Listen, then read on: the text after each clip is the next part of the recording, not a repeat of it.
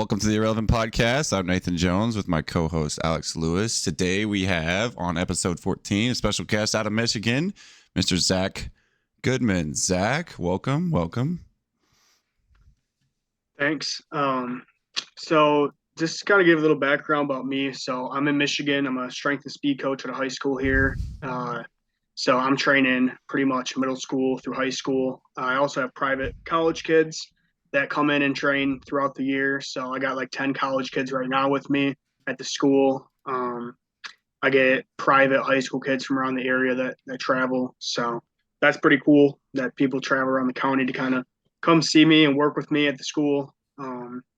So yeah, I'm in Michigan. I've only been at this school for about it's going on my second year here. So I got here last year around springish time, maybe a little bit before then. Um, so I've been here for around about a year or so now.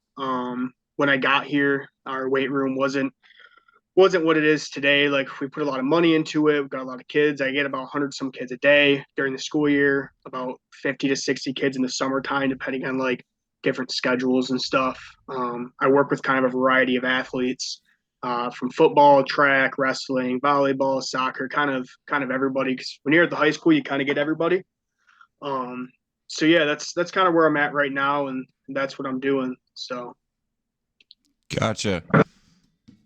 So I kind of stumbled upon you. Well, you've been in the group chat with Alex and I for that group chat. And then I was talking to old Mr. Waffle Iron Jim the other day, and he and I were talking about how like bench press and how to help bench press with kids and things like that. And he's like, well, you need to go talk to Zac, because Zac's the guy that apparently has got some freaks working with him and has really found the secret sauce to make people's bench press go up. So talk about a little bit why the bench press is so important for us, and like why you think for high school athletes it's so important for us, because everyone gets caught up in the nuances of should you bench press, should you not bench press, especially for certain specific athletes like baseball, like you were talking about.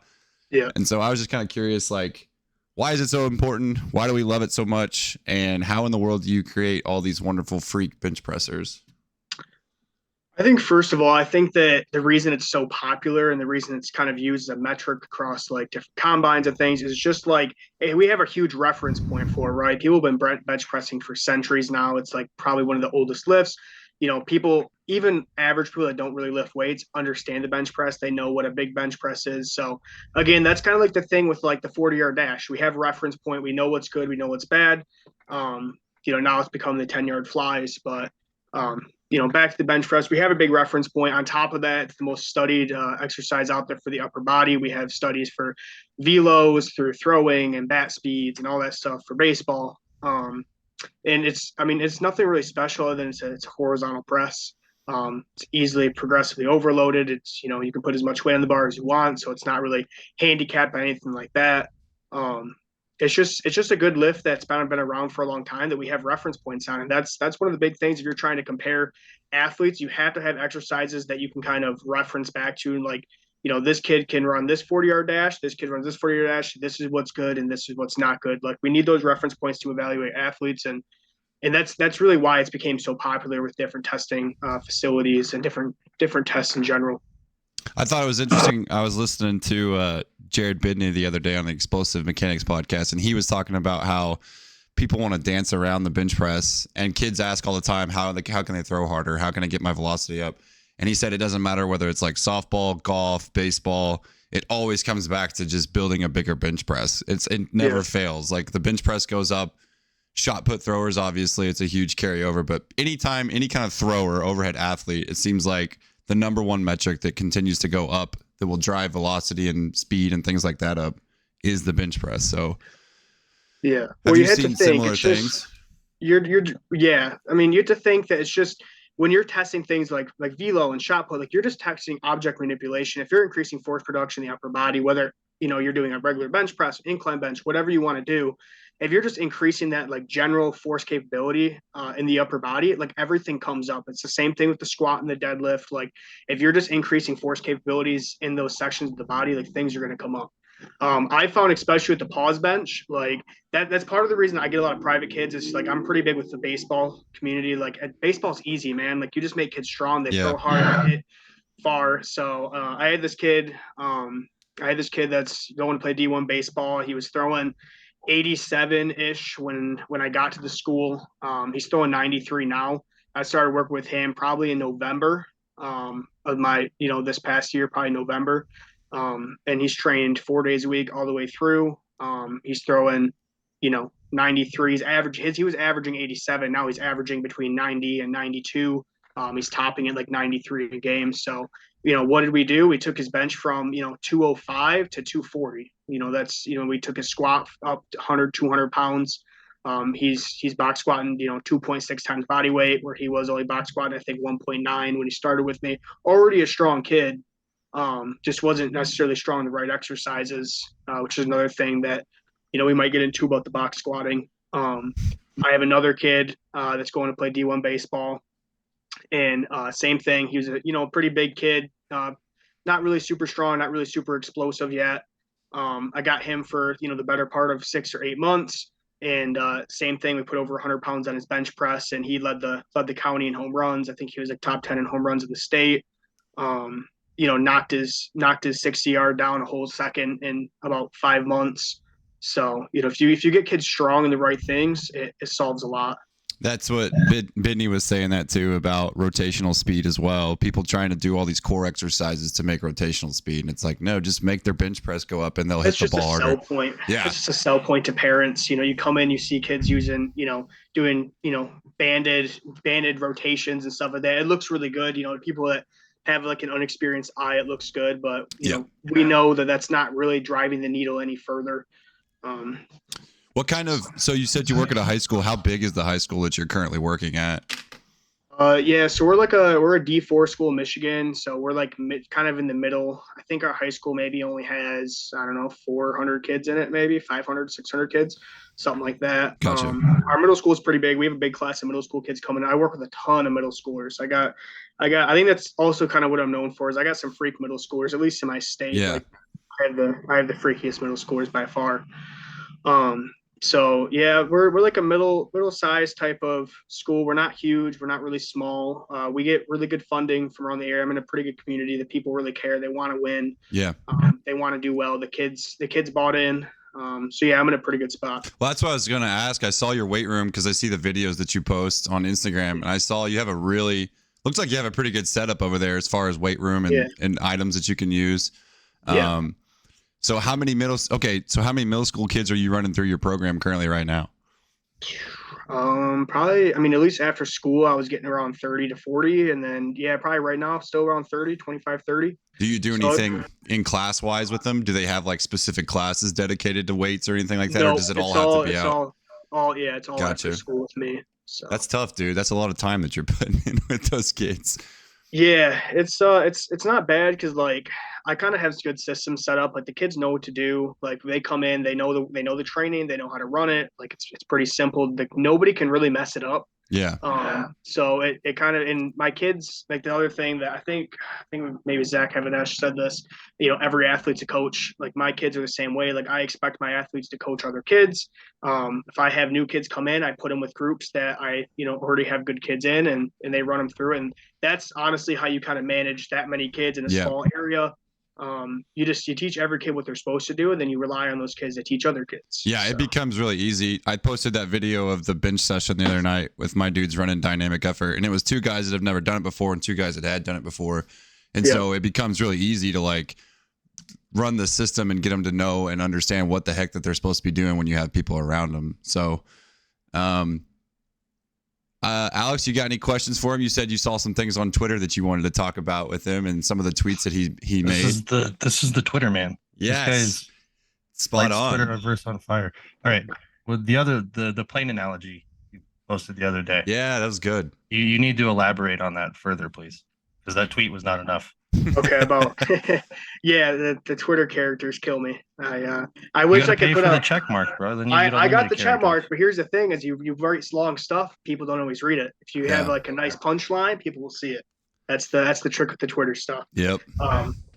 So yeah, it was basically going back to like the differences between max effort and brief maximal tension. Like people that are not familiar with conjugate or familiar with kind of the works of like Louis or the works of Jared, they don't really know the difference. They think my kids do max effort every single day. That's not really what we do. Brief maximal tension is different. So, but I was talking about like maximal tension. I'm talking about like maximal muscular tension. And so max effort is the fastest way to achieve it, right? It's only a single. So that's the fastest way to recruit all motor units in one time and to train and fatigue them pretty much in one shot. Whereas brief maximal tension is more like your car, right? It's going to be a slower way to travel. But if you're broke and you don't got money, you can't afford that plane ticket. If you're weak and you can't, recruit all those motor units in synchronicity, and you're going to have to train something that's a little bit you're going to have to use something that's a little bit a cheaper way to get there. So brief maximal tension is essentially set up for young athletes or weak athletes that can't recruit all of those fibers at once. It allows us to essentially fatigue all these motor units that we're discharging at one point. Because again, if we can't recruit, motor units only get fatigued if they're recruited. So if we can't recruit all those motor units in one shot, which most young kids can't, they can't even strain. A lot of young kids can't strain.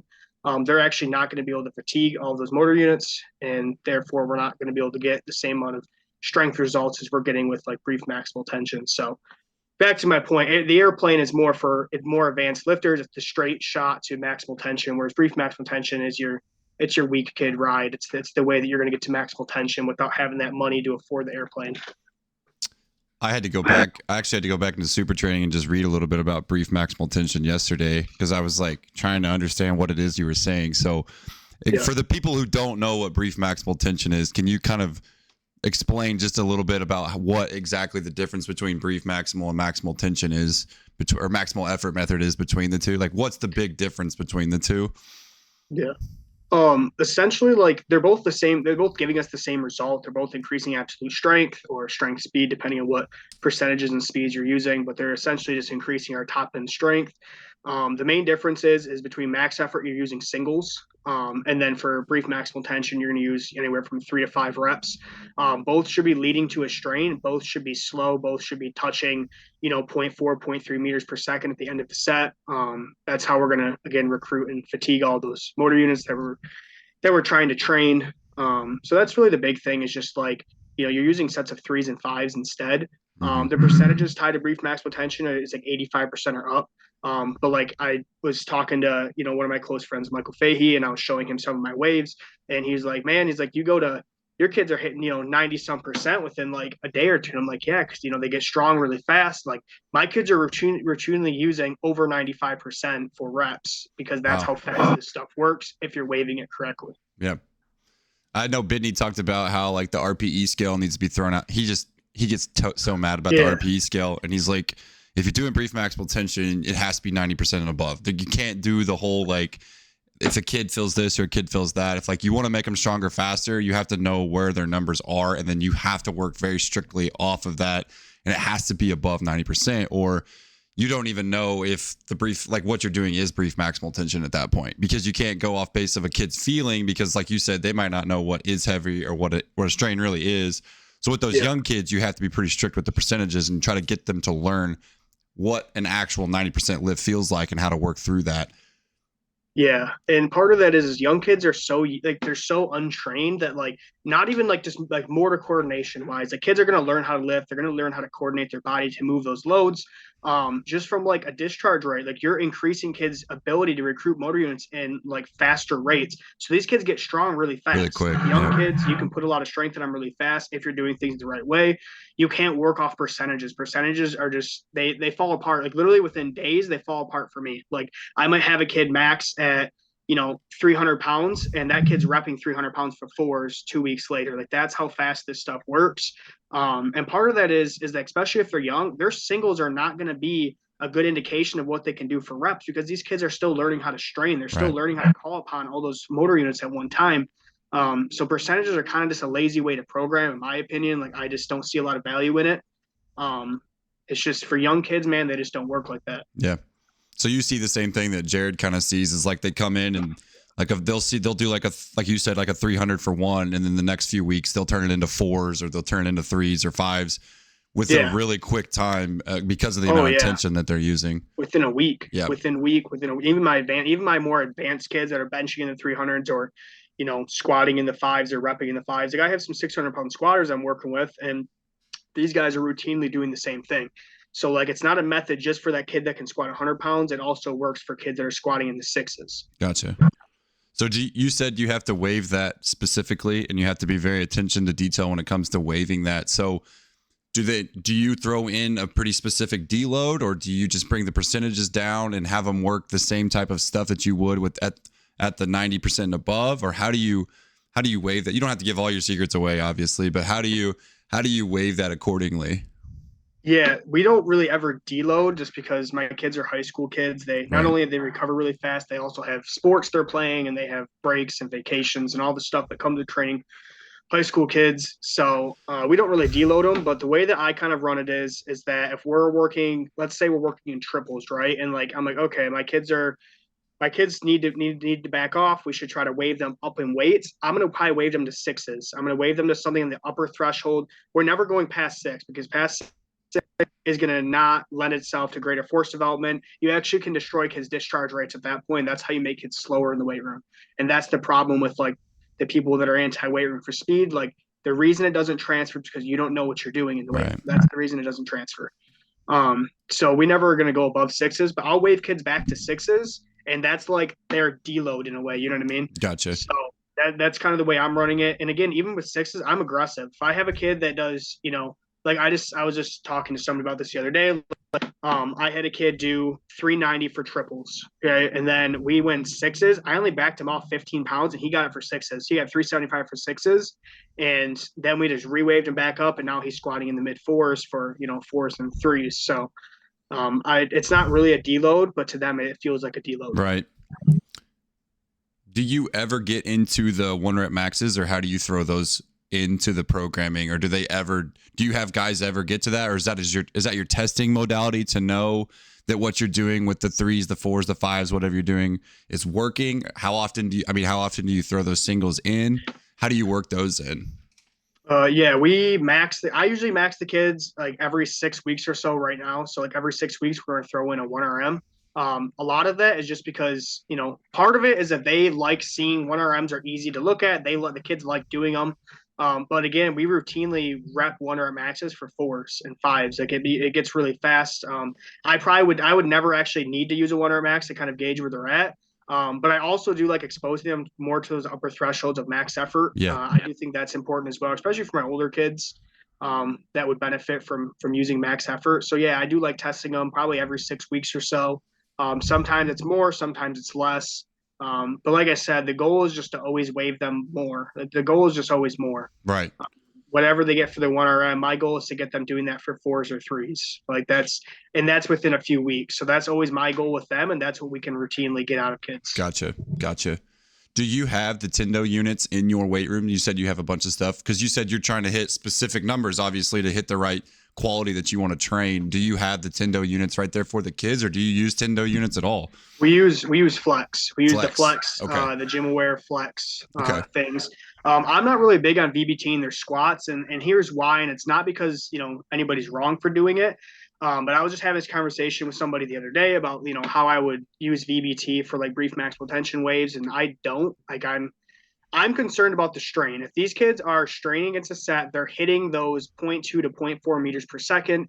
That's what we're getting. The way that I'm viewing the training is that I want to hit the upper extremes of strength. Gotcha. I'm not concerned about building speed strength. I'm not concerned about beating strength speed. I'm concerned about building absolute strength because that is what is setting the boundaries of every other type of force in interaction with the earth. Gotcha. If I can increase their absolute strength and then also increase their max velocity and acceleration at the bottom of the curve, then I'm covering everything. I'm bringing up the middleman that is, speed, strength, speed, peak power. I'm bringing all those things up from doing both. So with the brief maximal tension squats, I need them to be really slow. I can't afford to have them not be slow because I'm also sprinting. If you don't sprint often in your program, you probably need to make the squats a little bit faster to have them transfer. I don't need to worry about that because my kids are sprinting, my kids are jumping, and we're getting really strong. Gotcha. So I'm going to touch the upper thresholds of those speeds. I'm trying to, hit those 0.3 meters per second. I have kids that, have gotten really good at grinding away, that they can hit 0.3 meters per second for an entire set. Like they Wow. can grind out single after single for a set of 5, and they can repeat it because they're so young. They can repeat those sets. So yeah, I'm trying to touch the upper thresholds of Yeah. absolute. I'm not concerned about the middleman. I'm bringing up the middleman just because I'm increasing their absolute force capabilities. Yeah, makes sense. Alex, did you have any more input you want to throw back in here from the Twitter sphere? Nate, I could do this all day long. I know. Hey, just keep firing them off, man. Whenever you feel ready, you just How throw them out often do you here. like to incline bench? What'd you say? How often do you like to use the incline bench? 2 times a week, generally 2 times a week. So we're gonna go barbell incline bench once a week, and then usually dumbbell incline bench the other day of the week. Sometimes I'll do both. Sometimes we'll just go a straight shot. We'll just bench. Since we're gonna flat bench twice a week, I might just incline bench with the barbell twice a week. It kind of just depends on what my kids need. But I do like the classic 2x20 dumbbell incline benches. I do like those a lot. Kind of the way that Westside did it with the 2 sets of 20, like in the book of methods. I like those. But I really like using the incline bench twice a week, generally 5 to 6 reps, never under 5s, usually for 3 to 4 sets, sometimes 2 sets, depending on how much bench volume we're getting beforehand and how much tricep work we need to get after. So what does your training split look like with your guys? Because you're saying you're benching at least twice a week. So what does your training split look like for your kids? Just upper lowers, just an upper lower. So uppers on Monday, lowers on Tuesday, upper again on Thursday, and then Friday's lower. So you have that day off on Wednesday.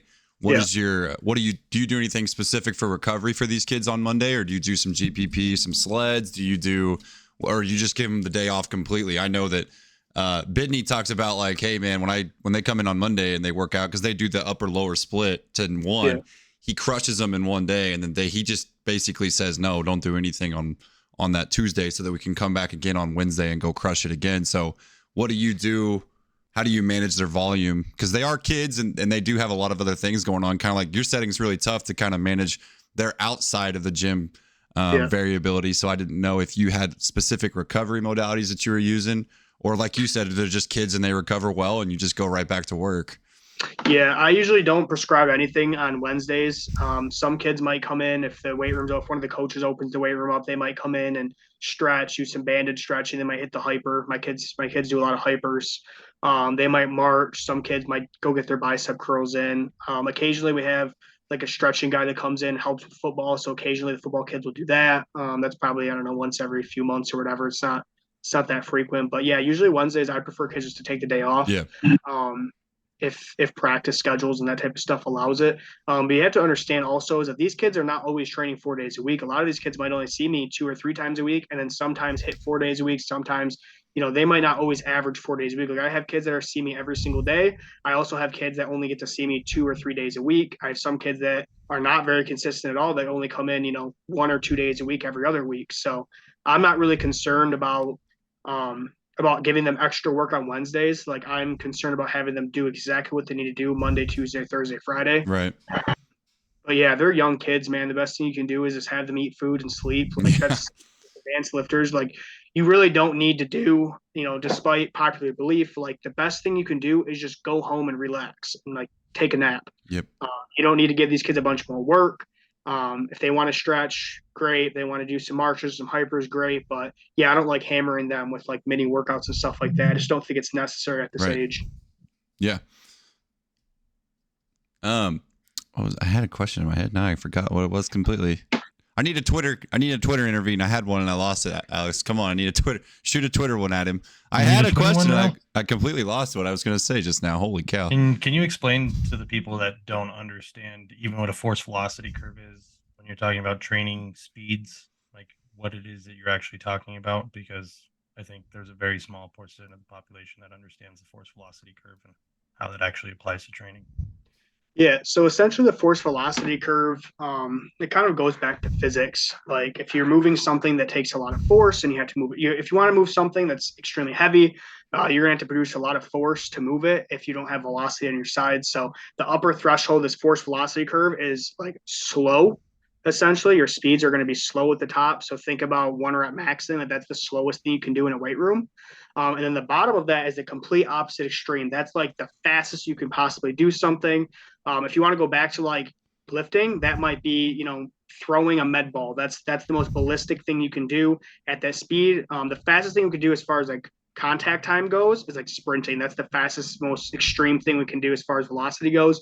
So essentially, what I'm trying to do is I'm trying to train both extremes of speed. I'm trying to get these kids to get really efficient at moving very slow, still with maximal intent, not like slow training, but still with maximal intent, and that's with heavy weights.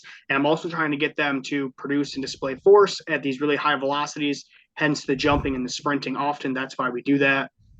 So I'm really just trying to bring up both ends of this force velocity curve to build better athletes, because if you can shift their force velocity curve, that's when you see these big improvements in athletes. That's when you see them, increasing their velos on their throwing. That's when you see them, increasing their 1 rep maxes, and you see their 40-yard dash times coming down. Like if you can shift the kid's force velocity curve, you can get them to not only sprint faster but also lift more weight slower. Then that's when you create brand new athletes. That's when you see like big improvements in kids. You said you're obviously working jumps and sprints, like you said. How many days a week are you doing jumps and sprints? Are you doing them 2 times a week, 4 times a week? Do you do them on the same day? How do you divide those up? Yeah, we jump every single day. So we're going to jump 4 days a week with dumbbells, and then we're going to sprint twice a week on upper days before they go on bench. Gotcha. So you'll have days where you do jumps and sprints on the same day, obviously. Yeah. Yeah. Do you see any like signs of fatigue with your kids, or how many jumps are they doing? Are they exhausted by the time they get to their main work, or how do you manage that amount of stress with that amount of volume of sprinting and jumping? Usually jumping kind of like potentiates the sprint and allows them to kind of get warmed up and also like move external loads at high speeds, which is essentially kind of what they're going to do in a sprint. They're going to move their mass at high speeds. So I think it potentiates their sprints. I think kids run faster after they get done dumbbell jumping. We don't dumbbell jump with like, tons of volume. It's usually about 8 to 10 dumbbell jumps in a day on a jump mat. We will do broad jumps and like plyo swings and things like that throughout the day for accessory work. But as far as like dumbbell jumping goes, like 8 to 10 reps, 8 to 10 singles. They're not Gotcha. not like one, set of 8. They're 8 to 10 singles with usually about 30 seconds to a minute in between, and we're jumping for PRs every single day. So you're taking that total amount of jump volume and just kind of spreading it out between the days that you would work. Okay, that makes sense. Yep. I gotcha. Yeah. Something that I believe in and was taught to me is that rate of force development is essentially like sharpening a blade. It's something that you have to sharpen every single day. It's not something that with like absolute force development, like you can squat a kid twice, we can get him stronger. If you need a kid to jump higher, it doesn't make a lot of sense to only jump them 1 or 2 days a week. You're probably going to want to jump them as frequently as they can recover from, because you have to constantly sharpen that blade of impulse. You have to constantly sharpen that blade of rate of force development. And so that's why we do that with the jumps and the sprints. Gotcha.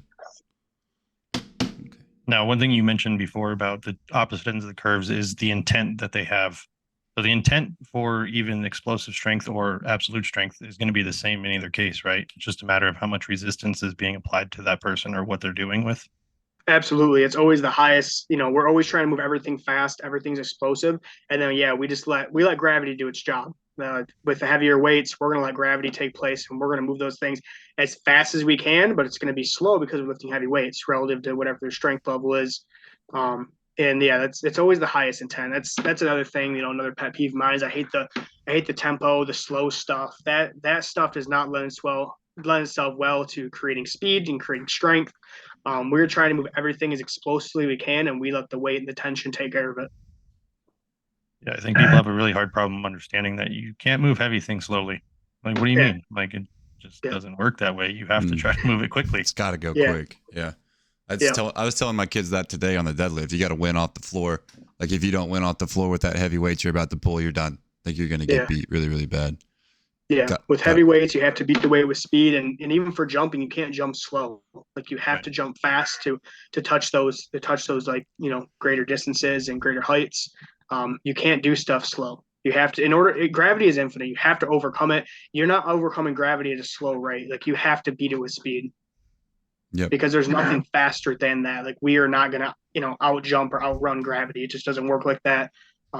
It's pulling us down at 9.8 meters per second squared. So like we have to produce enough speed to overcome it for certain amounts of time.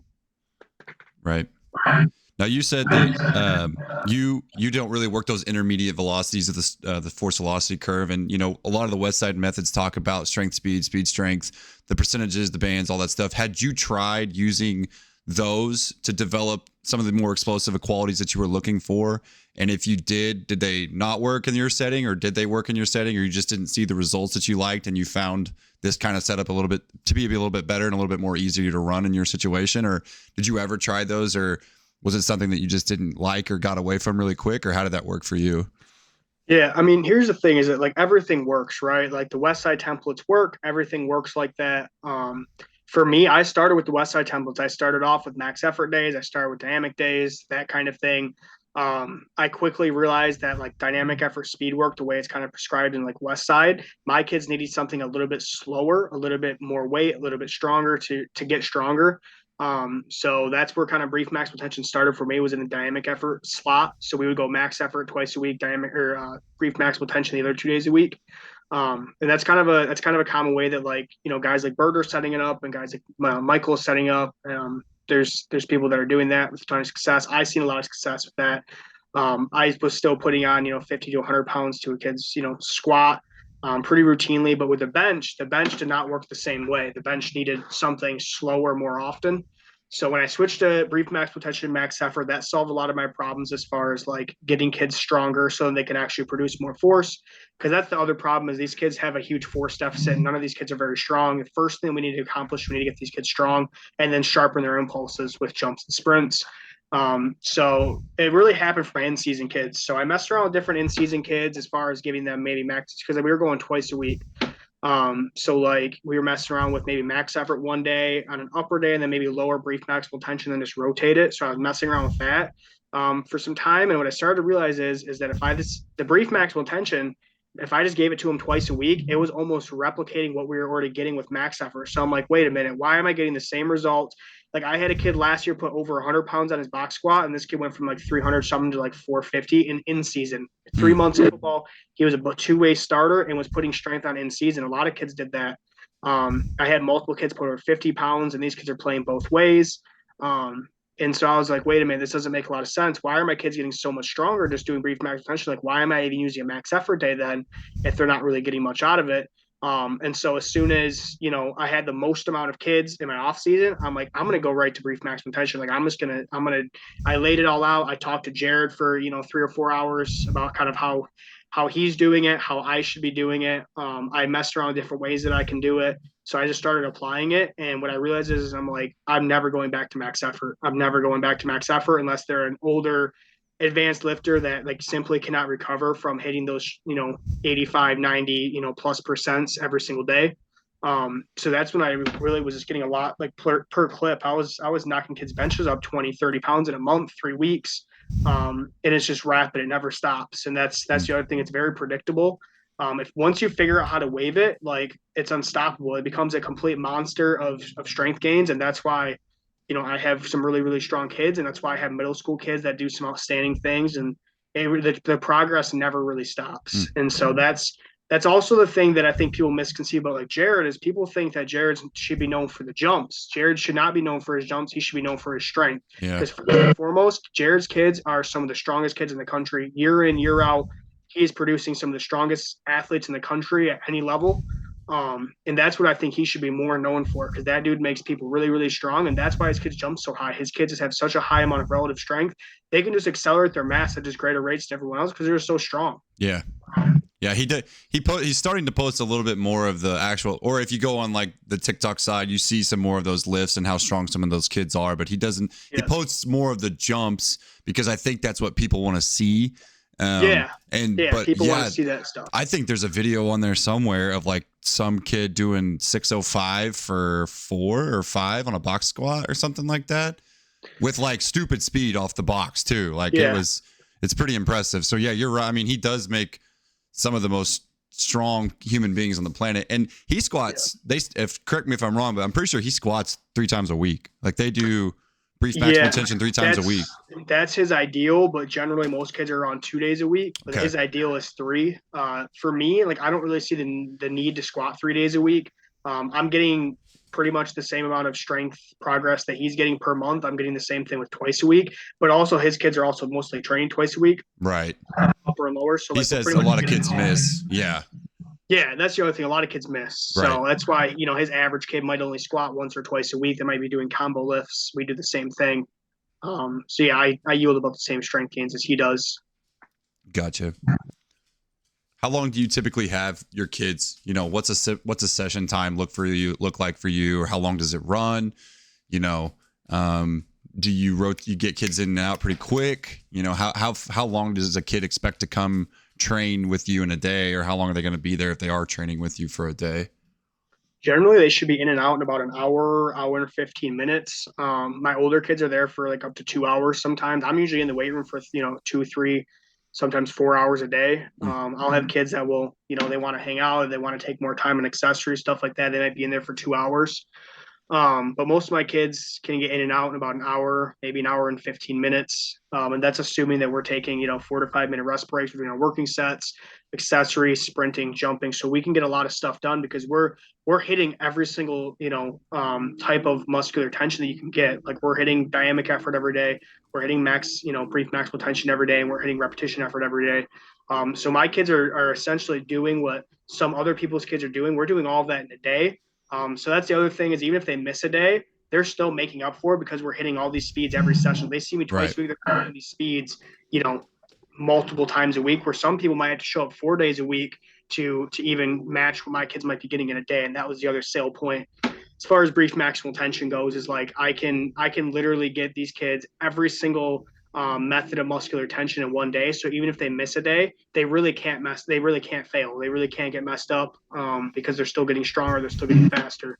As long as they see me twice a week, like I can work with that. Gotcha. Do you see more carryover in strength to the kids' main accessory, like doing their main work, or in a lot of what you do with the accessories? What drives most of your adaptation up? Is it more of that brief maximal tension effort work that you're doing, or is it more because a lot of people talk about how you have to drive your accessories really, really hard to get the actual main lifts to go up? So where do you fall on that line as far as like, is it really the brief maximal tension work that they're doing, or is it more of what you're doing in the accessory work to drive those adaptations up, essentially? The first thing I would say is it is the brief maximal tension work. That's the main driver of all of this stuff. The accessory work is just kind of aiding that progress. That's kind of like your multiplier. Like the more effort you put in that, the faster your progress is going to be. The greater you're going to be able to build your weak links, things like that. But if I just have like my in-season kids, for example, if they have 30 minutes or 40 minutes to train with me a few days a week, what we're going to do is we're going to jump and then we're going to squat. That's all we're going to do. If they have accessory time, we're going to hit the hyper, maybe march, and that's it.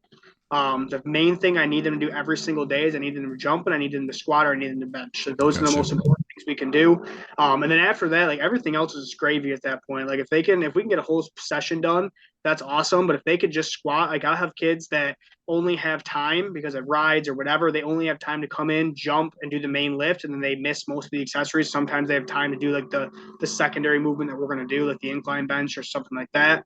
And their numbers still go up. So the brief maximal tension is the main driver of strength for my kids. But accessories are equally as important. Like we're progressing accessories as well. Like I have them set up in 3 waves, and we're gonna progress accessories. Like it's not cool if you're dumbbell benching the same as you did week 1 as you're in week 3. Like we need to bump those numbers up. We need to get stronger at those incline benches. We got to get stronger in those tricep push downs, extensions, things like that. So, I mean, it is equal across the board, but like the main thing is the brief maximal tension. Yeah, kids are cool. They can come in, just sprint, jump, lift, and then they leave, and they're like, "Oh, I Yeah. got better." It's like, cool, Right. cool. You guys are cool. Right. Where do you think a lot of like high school strength coaches go wrong with a lot of their setup and what they're doing with kids? Because I just have a lot of kids that say they'll come from the high school and then they'll come to me and they'll say nothing really changes. We don't do anything different. It's the same thing. Like they could probably repeat it to what they're doing in their sleep. Obviously, Yeah. you're doing a lot of the same similar stuff, but do you think that the kids have better buy-in with you because of the results that you're showing them, and because you're showing them like, hey, this is how this is transferring over and carrying over? Do you think you get better buy-in because of that, and you can continue to kind of still do the same format of what you do? Or how do you get that buy-in out of your kids other than just the results that you're obviously showing them? Yeah, I'd say first and foremost, like I probably have the most buy-in in my county. Like I have kids that drive 45 minutes from across the county to train with me. I have, I get the best athletes in my county from different schools. I Wow. train the best girls basketball player in my county. She doesn't go to my school. I train, the best pitcher in the county. He doesn't go to my school. I train, a couple of the best up and coming baseball kids in the county, and they don't go to my school. So I get tremendous. Schools are okay with that. They're okay with that. Like they're like you're I doing mean, rival schools, and they're just coming to you to I'm sure train. they're And I'm sure they're not okay with it. But oh like, man, what that's are they tough. gonna say? What are they gonna say when the Yeah. kid comes back and he's added, 3 miles an hour to his velo? What are they gonna say? If I was your high school coaches, I'd probably be like, no, man, I don't want to play against these kids. Get these kids out of here. What are you doing? Well, But they're pretty that's cool the other with that. thing is like, it's not like I'm getting a whole team. Like there's Yeah. no excuse for your athletes not to be in there with me. Like if you're so concerned about, my outside athletes, why are all of your athletes not with me? Yeah. You know what I mean? Like if all of your athletes are doing what that other kid's doing, then like you guys can't lose. You know what I mean? Like there's no way to lose. Yeah. So I mean, I don't have any problems at all with that stuff. A lot of my coaches are pretty cool about, that kind of thing. Again, I have coaches that don't even use me at my school. I have coaches that don't want to use what I do. They don't believe in what I do. They don't, they don't want their kids to lift weights. They're going to get slow, or they're going to, mess up their swings or their jump shots or whatever. So, I have coaches that do not do anything that I do, and that's okay. But yeah, I get tremendous buy-in with the athletes that I have. Like I said, like when I started there, the buy-in was not great. Kids didn't really like training, or if they did like training, they just liked it just because they were lifting weights. The results weren't as quick as they are now. The stuff we're doing is very potent. The kids can see it because we measure everything. I'm testing their sprint speeds. I'm testing their vertical jumps. I'm testing their broad jumps.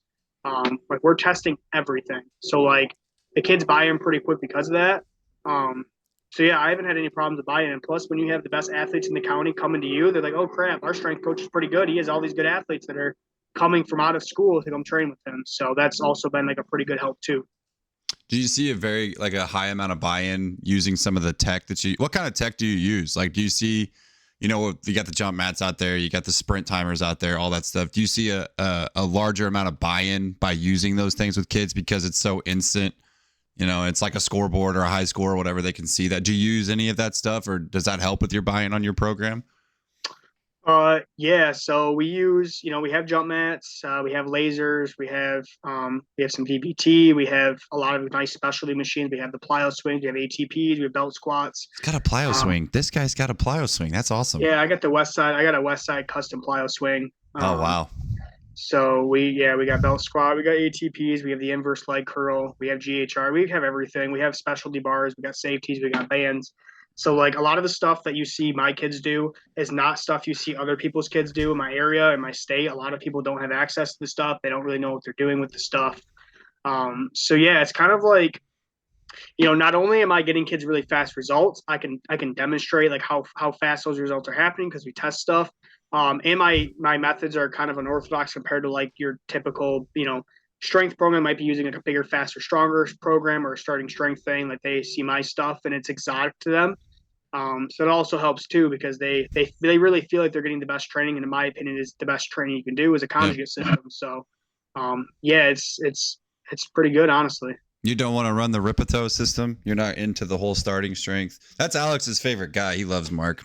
Mark's his favorite guy on the whole planet. Mark Ripito. You don't want to... here's the thing with the starting strength stuff. It's not that I'm against having athletes do linear progression for periods of time. It's because my kids do that. My kids are bumping weights. We're bumping reps. Like, that's really what the brief max retention method is kind of being applied to do. It's just, it's this constant progression, either, with reps or with weights or whatever. And you're just snaking kids through different wave schemes. Like it all works, right? I'm not necessarily a fan of having, kids do bench, squat, and deadlift and I work out 3 days a week. Like I'm not really a fan of how that's all set up.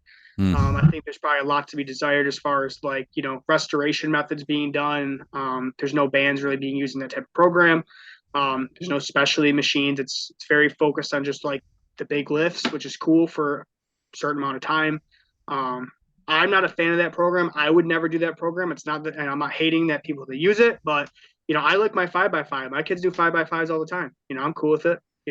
So yeah, it's not something that I hate on. It's also not something that I'm like an advocate for that I'd say, oh yeah, that's as good as a conjugate system, because it's just not. Yeah. You're not training every speed. You're not using all different methods of maximum muscular tension.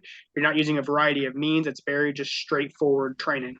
I just remember reading one of the starting strength books one time, and it got to the section about the programming. This was like early on, and I was just trying to find my way through stuff and read as much as I could.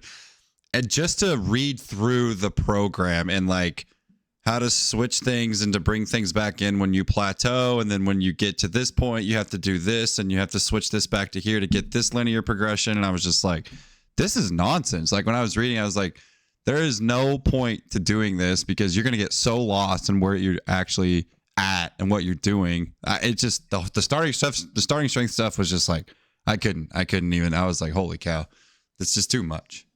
Yeah, it's just a lot. It's like it's so much. He's just pounding athletes with volume. It seems like so. Yeah, it does everything. It's volume, it's intensity, it's frequency. I mean, it's again, if you're a beginner, you can recover from that, and it works great. And that's probably one of the fastest ways to get really strong. But where do you go from that? Yeah. I want a system that you can take a kid from day one to year 4. I don't want a system that runs out in 6 months and the kid's doesn't like training anymore and only knows how to do 3 foundational movements, isn't really well versed in different motor patterns and different speeds and different tension types. Like I'm not huge on that, but I can see why it works. I mean, it's progressive overload. It works. Yeah.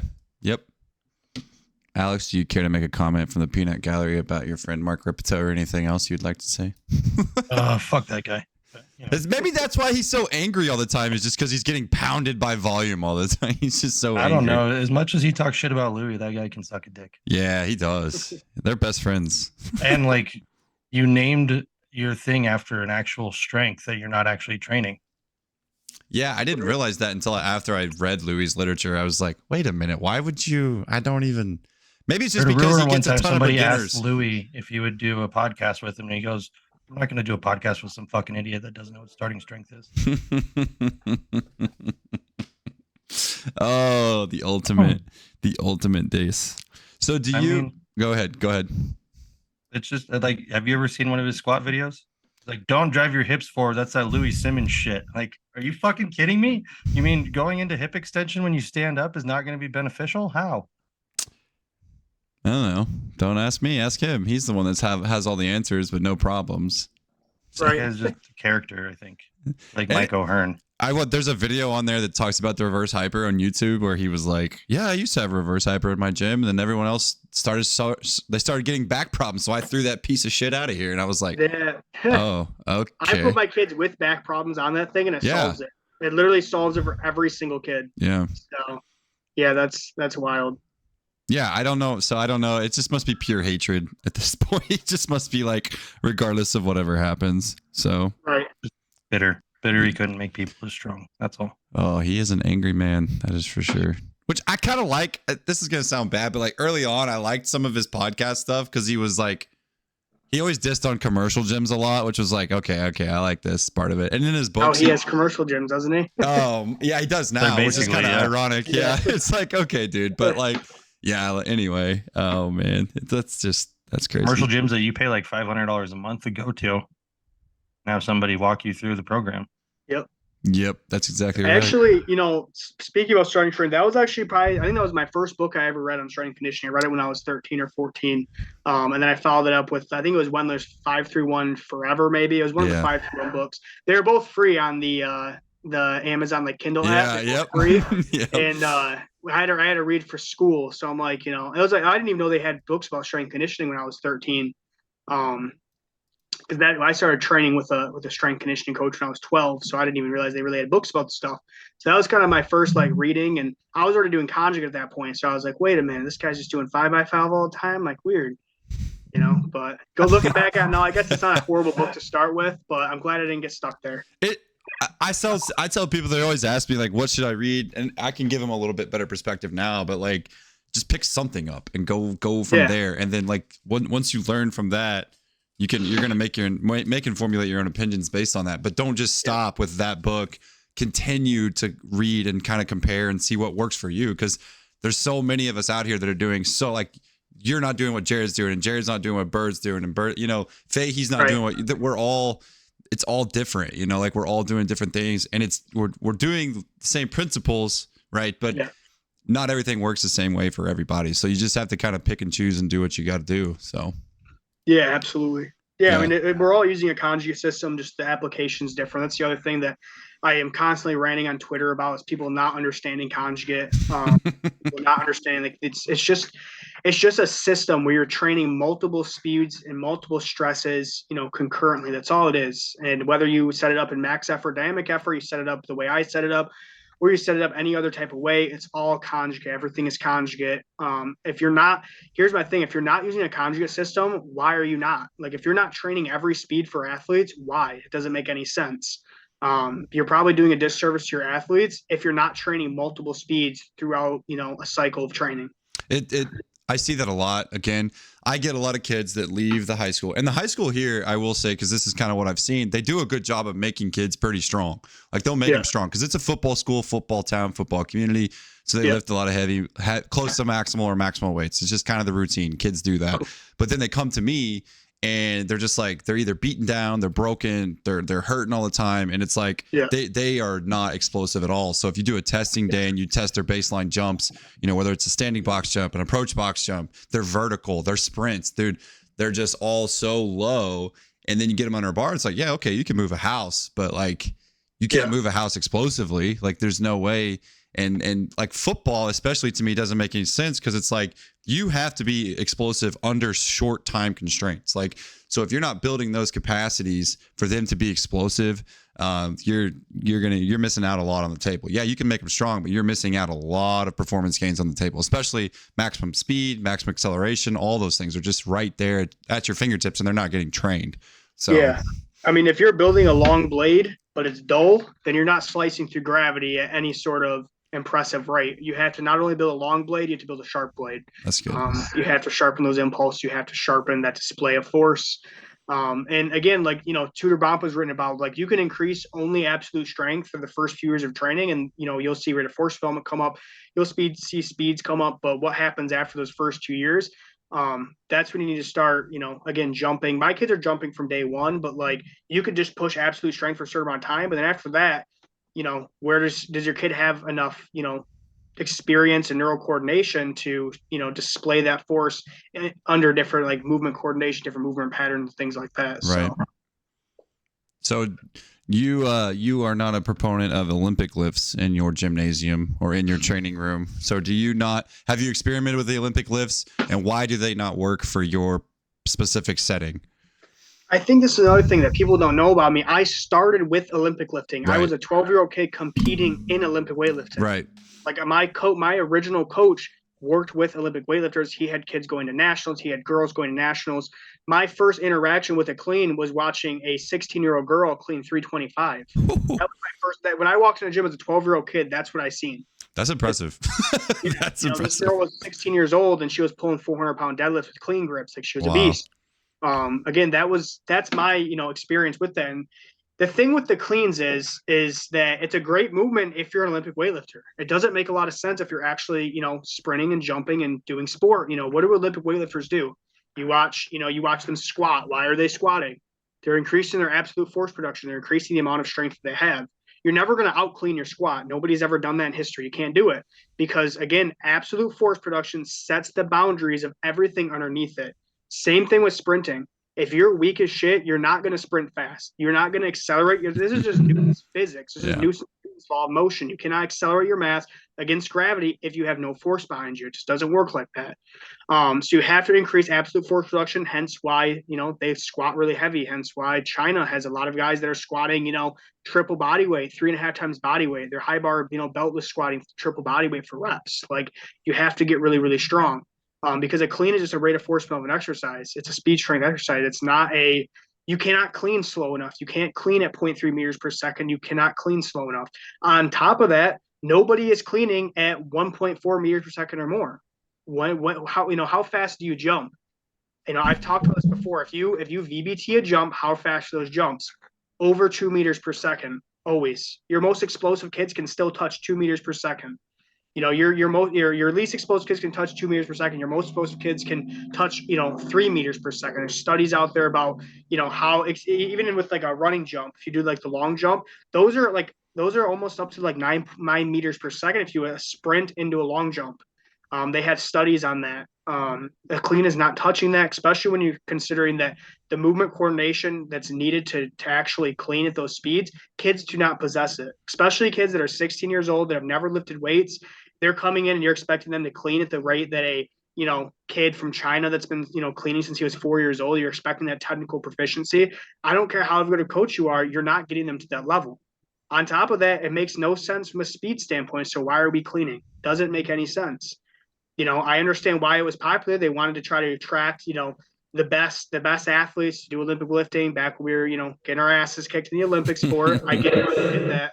But again, it doesn't make any sense for field sport athletes. I'm glad that it's not as popular as it used to be. There's still people that, are claiming that you have to clean for power, and then you ask them, well, what speed do you clean at? And they have no idea. They have no idea. Why are you cleaning? They have no idea. They're just doing it. They shout power, but none of their kids have power. Their best jumper jumps 35, and I have middle school kids that can jump 35. So, dumbbell jumps it is. Yeah, it's such Maybe a weird. they're just like a tidy gym. Yeah. Oh God. It's such a weird flex. Kids will come to me like back when I was in the weight room. It was always like, how much can you bench? How much can you bench? What's your bench press? Now it's like kids are like, yeah, well, my hang clean is this, and that. And I'm like, great. That's awesome. Great. What's your vertical, kid? Cool. Yeah. I jump 25. Yeah. Go jump over there real quick. Let's see what that looks. It's just like, oh my God. The funny thing is so I have college athletes that come back, and of course their coaches Olympic lift them or whatever, and they hate it. They always come back and they're excited to see the box and the box squats and the jumps. Like they hate doing that type of training, which I've never came across a kid, that genuinely enjoys doing sports training, sports strength conditioning, that likes doing cleans. Nobody likes doing it. People want to bench press, they want to squat, they want to jump, they want to sprint on the laser. You don't get buy-in having kids do a bunch of cleans they don't really want to do in the first place. But I had one of my kids come back from college, and he was cleaning like somewhere in the 300s when he came back, already a strong dude. We haven't cleaned in 3 months, and he just did like 315 for a warm-up rep. So and we don't clean, we don't do any of that stuff. So if you just get kids stronger, they're going to clean more. It's just, you get them faster, they're going to clean more. Yeah. It's just a sequence of patterns that's happening. You get a kid that can run fast, that kid probably is going to clean more than the kid that's slow. It's just how it goes relative to their body weight, obviously. Yeah. When did you make that transition from, you said you kind of got brought up in the Olympic lifting scene and setting. When did you kind of make that transition to be like, nah, I'm kind of done with this?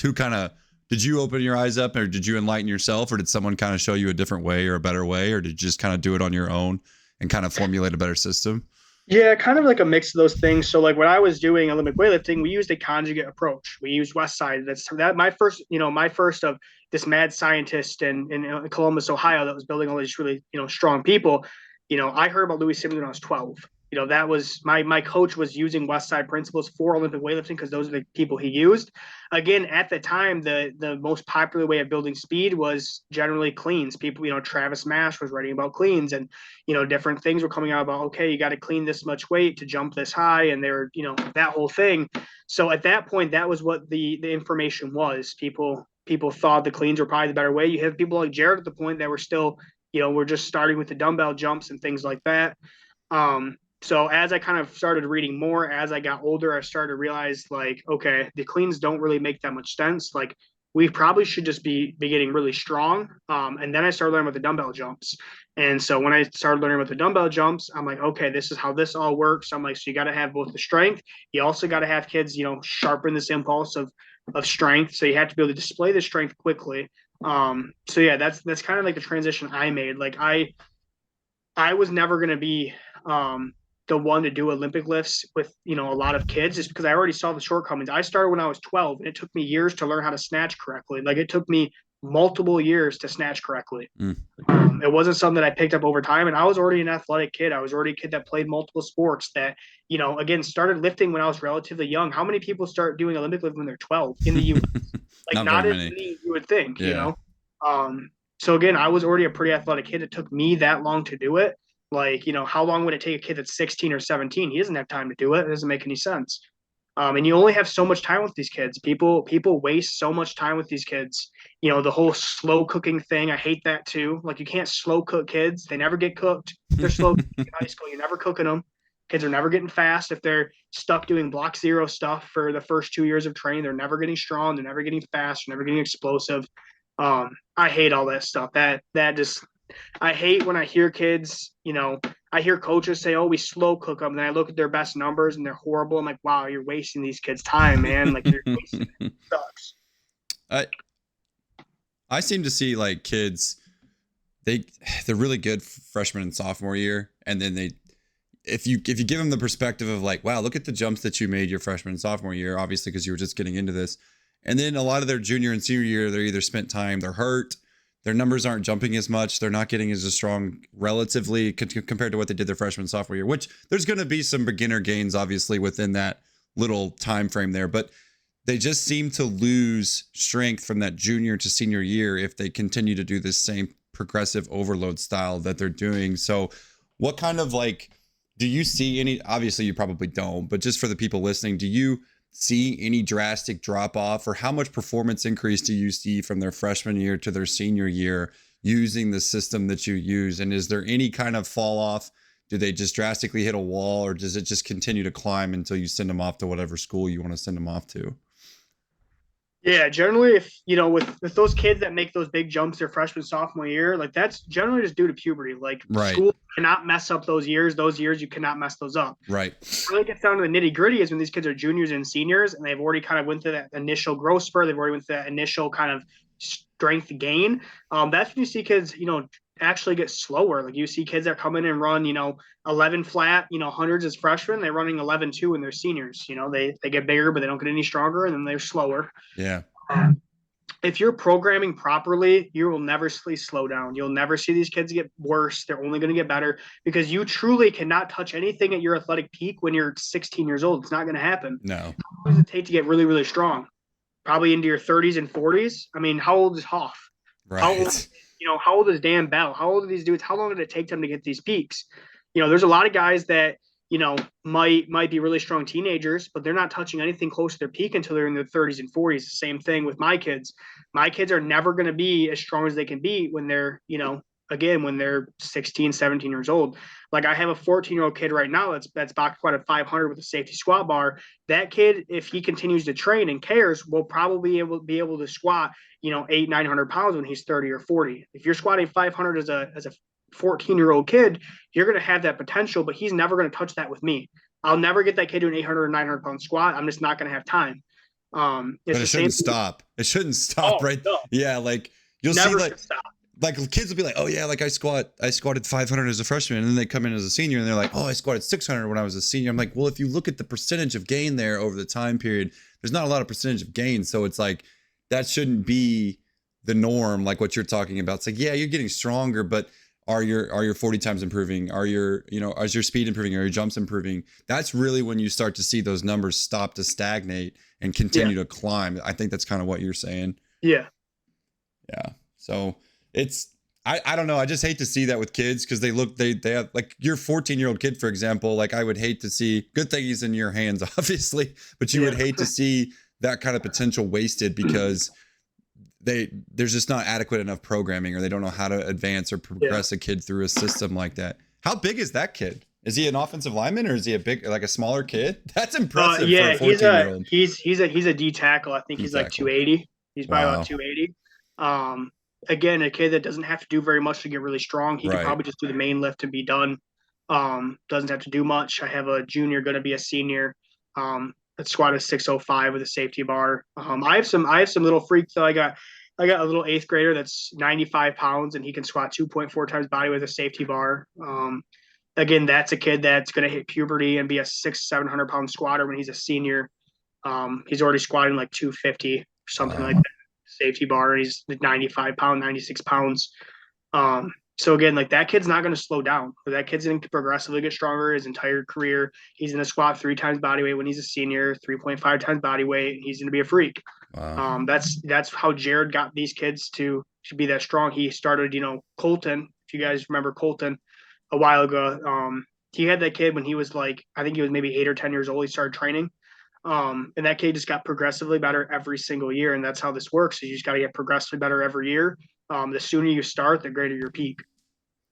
Do you use the same kind of guidelines for your box squatting that Jared uses? Is that kind of what you've picked up and used as far as like box height and things like that? Because there's a lot of different variations that people use with box height. How high, how low, where should it be? How should it be?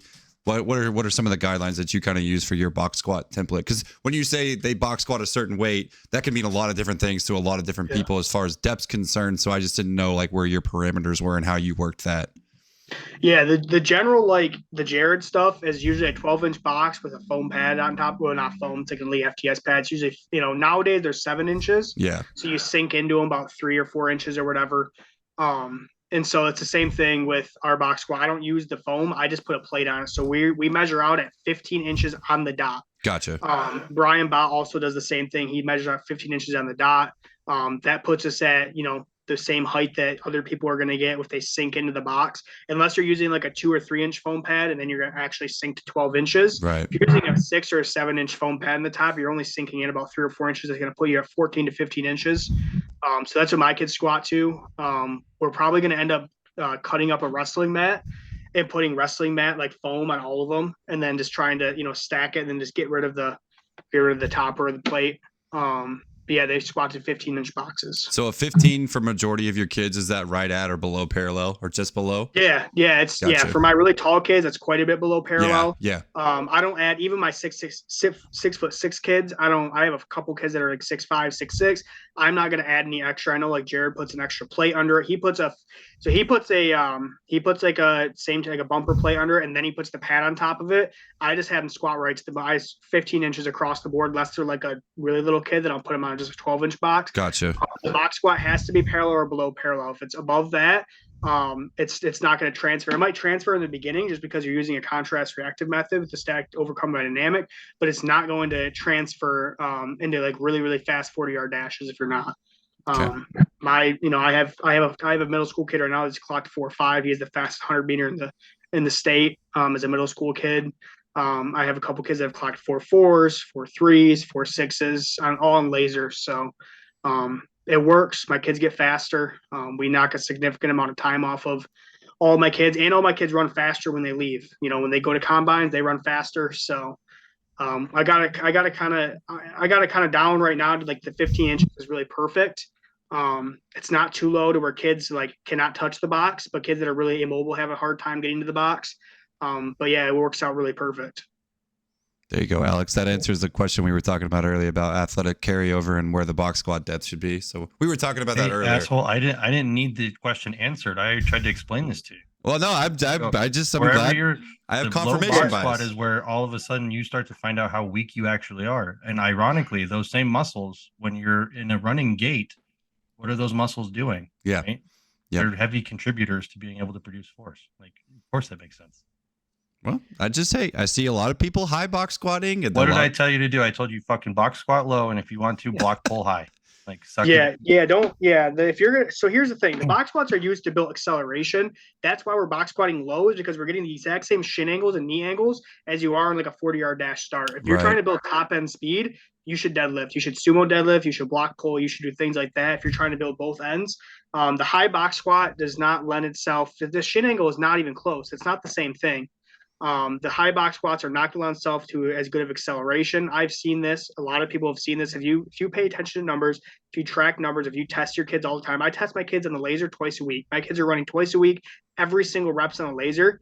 If you box squat high, those numbers do not come down like that. They might come down the first month or two, and then after that, they stop. If you box squat at the correct height, they come down month after month after month after month.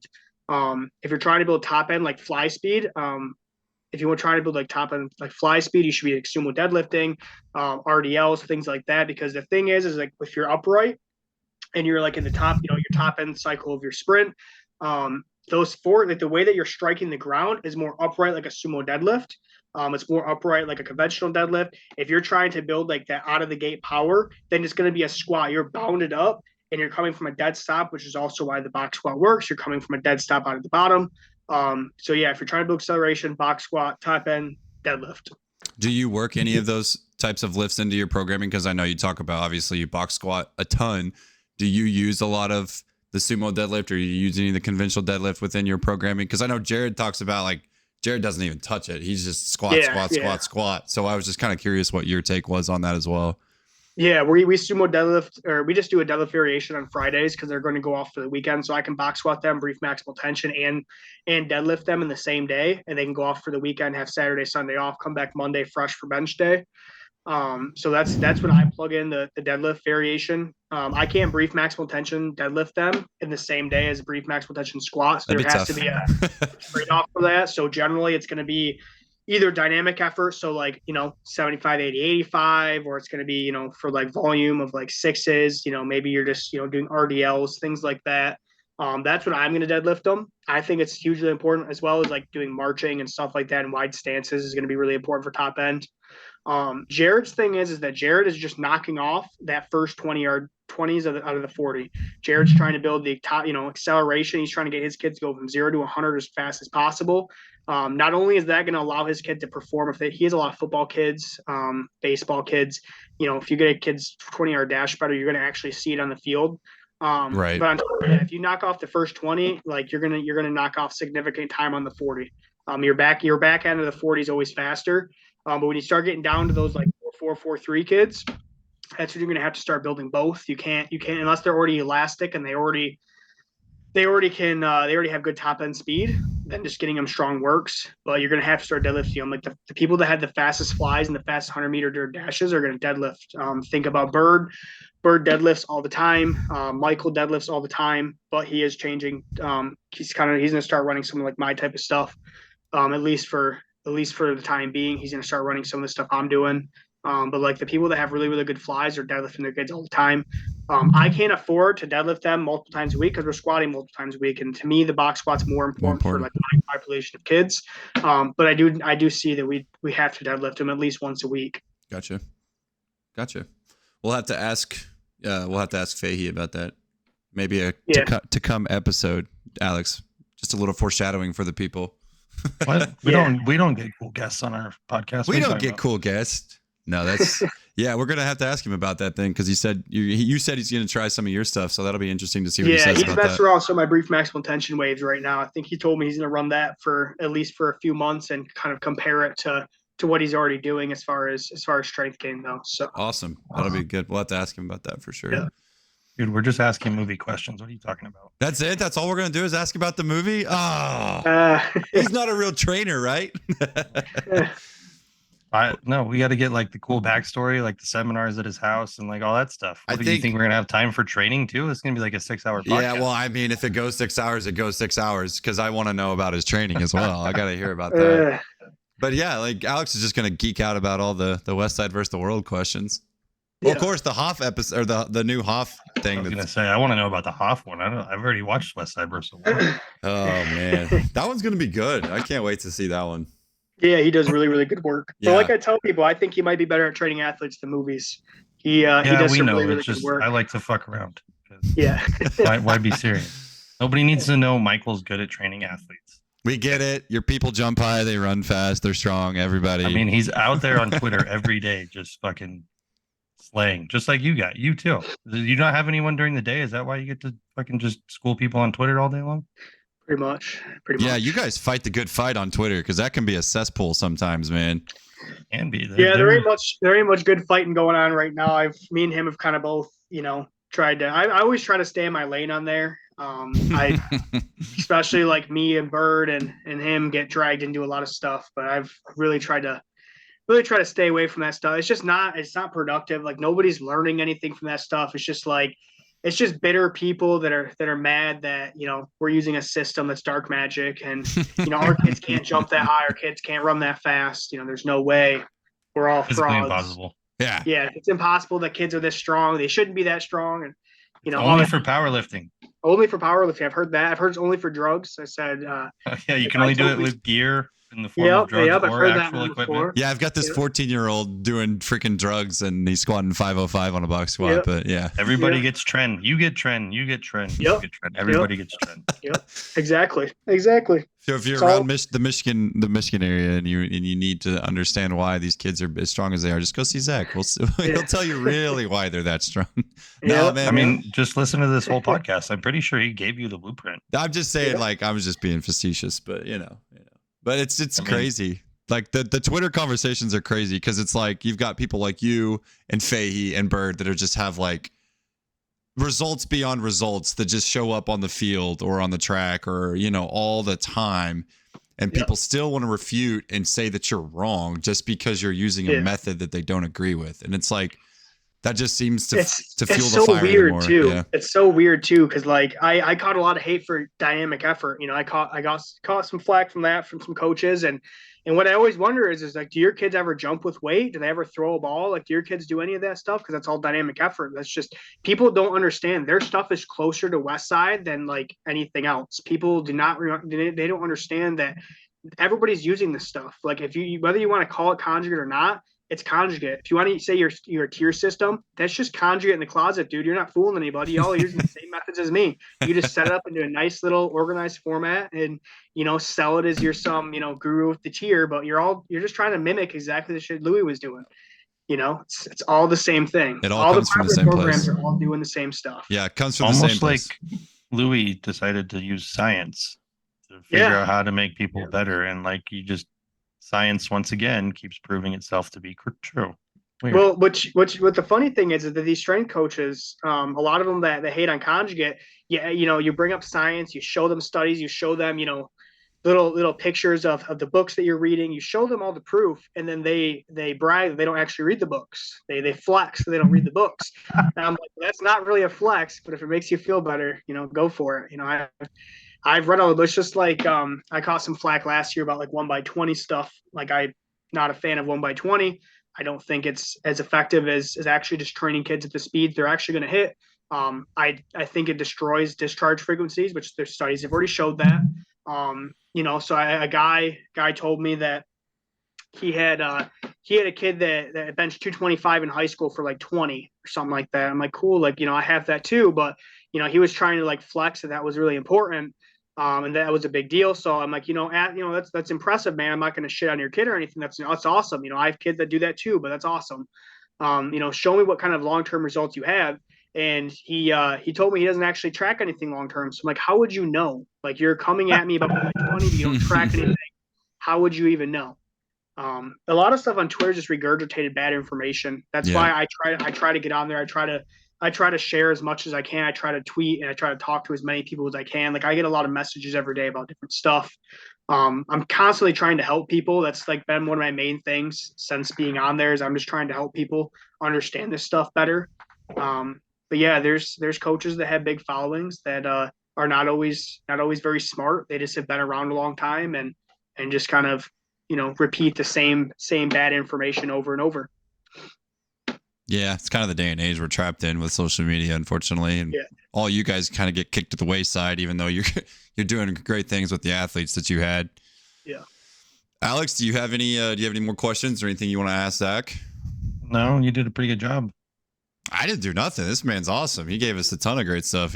I mean, you asked the questions I was going to ask. So. Oh, good deal. Well, Zac, what's all your social media, Zac? Yeah. So people can find you.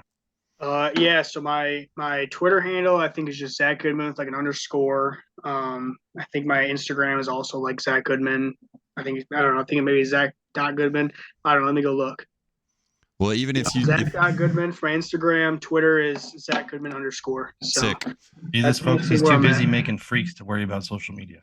I put my fair share of stuff out on Twitter. I try to, if I ever get any good ideas, I just throw them in the drafts and just drop them. That's a tough place. That's a tough space to get into. So good for you to actually have some like engagement on there, because that's a tough one. You're killing it in the Twitter sphere. Yeah. You have 10 times as many or 100 times as many followers as I do. Well, I started last year. I started in June last year tweeting, and I had 100 followers. And so I used to get clowned on there for having no followers and whatever. And now I have 1,500. So I got 16, bro. Don't feel bad. It's okay. Yeah, you're doing good. I don't even know. Yeah, if you put stuff out, you're gonna get clowned because you're follower. But just wait a year, because you'll have a good amount of followers, and the respect will start coming. I post shit all the time. Just nobody cares. I don't think so. It's okay. You're irrelevant. You're irrelevant. I'm the definition of it, right? Hey, if you align yourself with me on there, good luck, because you're gonna have people coming at you. I retweet your stuff all the time. So fuck those people. They can come at me with all they want. I don't give a shit. It's fighting time. I'm way better at trolling than most of the population. So let's have at it. Like, please. Right. You think I'm good at training? I'm way better at making fun of people. Oh gosh. You're opening up an entirely new can here, Zac. Be careful. Pandora's box. Hey, Don't dude, worry. it's been If I it's been see no anybody productive fucking one. with you, I will shit all over them for you. Yes. No, So you I don't don't, have to I get don't really get involved. that stuff anymore. Now it's the same people that kind of mocked me, or trying to Everyone's slide my still DMs just about fucking with training. Bird. And Nobody yeah, wants yeah, to. it went from me to Bird pretty quick. Same thing though. People that mocked him or mocked me a while ago, or in my DMs about training and want to get me on their different podcasts and shit. And it's just like, man, like I remember what you all said about me last. You're like, I don't forget. Yeah, I didn't Yeah. forget nothing. Same thing with Michael, dude. You bring that up with him, same thing. Karma, baby. Same Karma. thing. That's Same right. They don't get to be on the dark side. It doesn't work that way. Yep. Mm-mm. They all want to be. They want to be when they see the results are actually real. That's They do. right. It's fair. Well, Zach, we appreciate you taking time out of your day to come talk to us. For those of you who don't follow Zach on Instagram or social media, or especially Twitter, we will link those in the description below. So definitely go give him a follow. Go keep up with what he's doing up there in Michigan. You're doing a fantastic job. I love to see what you do, man. And again, we just thank you for your time. Yeah, appreciate it. This is awesome. Thanks, guys. Thanks, man. Thanks, Zach.